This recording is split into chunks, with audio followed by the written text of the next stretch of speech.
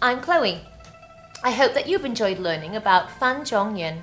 Today, we're going to be breaking down the important aspects of the text and looking at how we can create a summary of it in English to make it easier to understand and explain. Then, I'm going to have a conversation with my good friend Quenna about the text. Quenna, for those that don't know you or haven't seen you before, please could you just give us a little introduction? Hi, my name is Quenna. I have been in China for 1 year, 3 months. Thank you. And where are you from, Quenna? Oh, I'm from South Africa in Johannesburg. Lovely, thank you. So let's start looking at the text and think about how we can simplify it to make a summary. The text begins by giving us some background about Fan Zhongyan.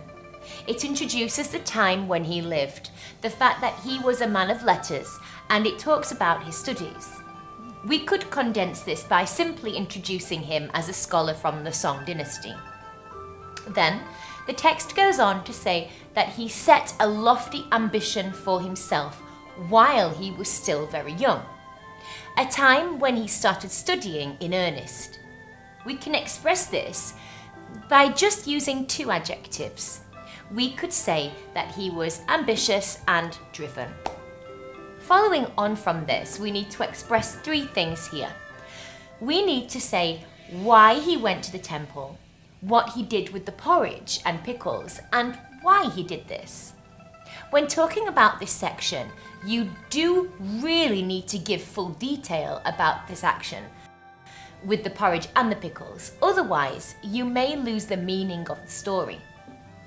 We then need to mention that he later left the monastery, moved on to the Yingtianfu Academy in Xuyang, and that despite this, he stuck to this diet. Finally, we should end with a few words and the moral of the story. He felt that if he improved himself, he would be able to make his country better in the future. So let's now try and summarize that very briefly. Fan Zhongyan was a scholar from the Song dynasty who had been ambitious and driven since an early age. He often went to a nearby temple to help him with his studies. While there, he would cook a bowl of porridge every day and divide it into 4 parts, 2 for the morning and 2 for the evening, which he would eat with pickles. The reason why he did this was to give himself the experience of hardship. After 3 years, he left the monastery and moved to Yingtianfu Academy in Xuyang. In spite of this, he stuck to his diet and gained a reputation for his self-sacrifice in the name of self-improvement. He felt that if he improved himself, he would be able to make his country better in the future. So, Quenna, what did you think of this story? I thought it was very interesting. He was obviously a man of great self-control. I don't think I could have survived long on that diet. I couldn't either. What did you think was the most important point of the story? I think the most important thing about it was what his simple diet represented. Okay, so what did you feel it represented? Well, to me, it represented the hardship we need to go through to become successful. I don't think the author is telling us that this is a good diet to follow, but for many of us, I think it will remind us of times in our own lives when we've had to make sacrifices. I'm sure many people watching this will think about the hard work they've had to do and the sacrifices they've had to make in their own studies, particularly when exam time was looming. Oh yes, I totally agree.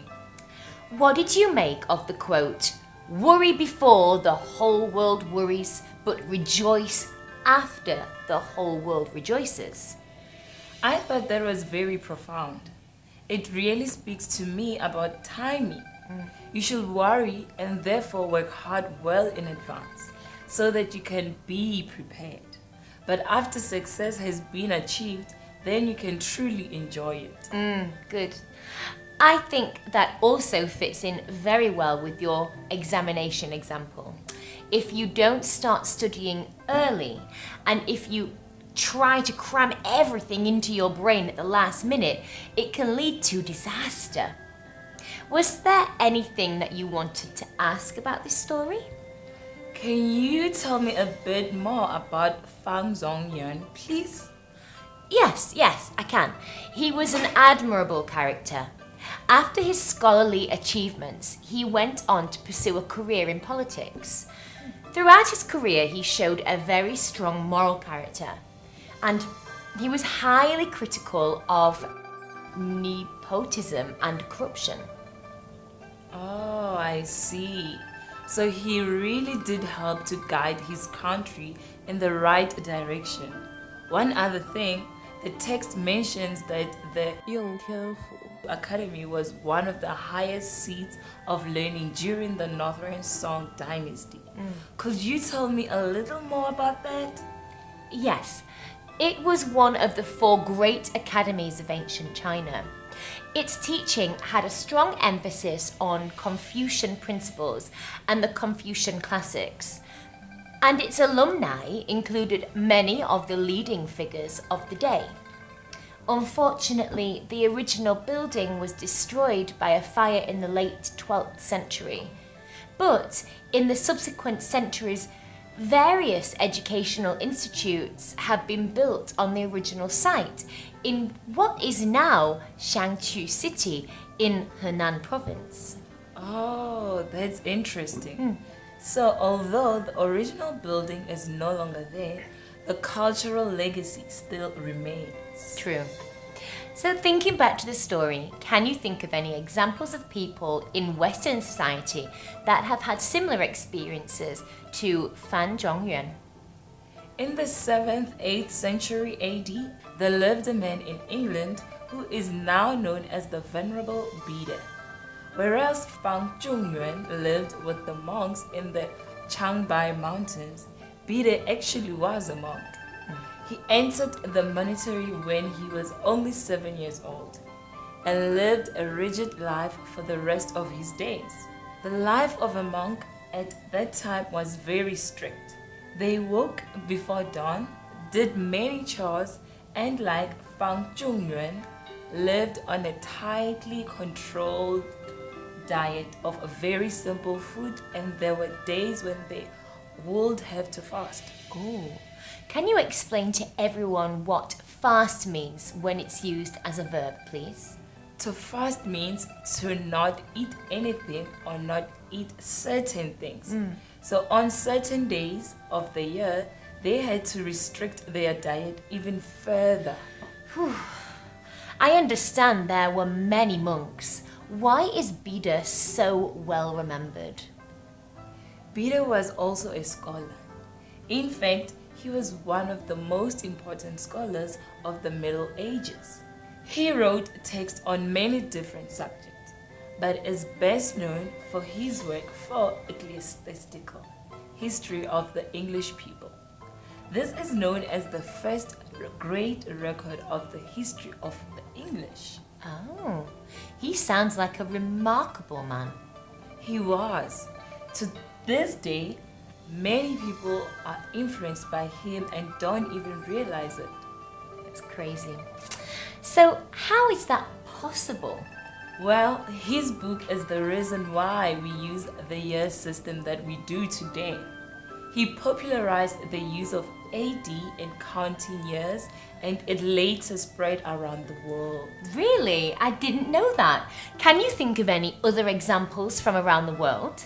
Well, this reminds me of an incredible influential world figure, Mahatma Gandhi. He was born in India in the late 19th century, while it was under British colonial rule. After studying law in Britain and working for some time in South Africa, he became very aware of the injustices of the world and worked tirelessly to gain independence for his country. Oh, yes, he was a great man. But how does this relate to Fan Zhongyan? Well, the methods he used are now described as non-violent protest. And one of those methods was hunger strike. Oh, you mean he didn't eat? There were several occasions when he abstained completely from eating until agreements could be reached with the British. Although this was terribly bad for his health, the sacrifices he made were a key factor in Indian gaining independence. Oh, gosh. What a fantastic man. So, Kwana, thank you so much for that information. It's been wonderful to have that discussion with you today. I think you picked two great examples that show different aspects of Fan Zhongyan's character. The Venerable Bidi was a great scholar and Mahatma Gandhi was a great political figure.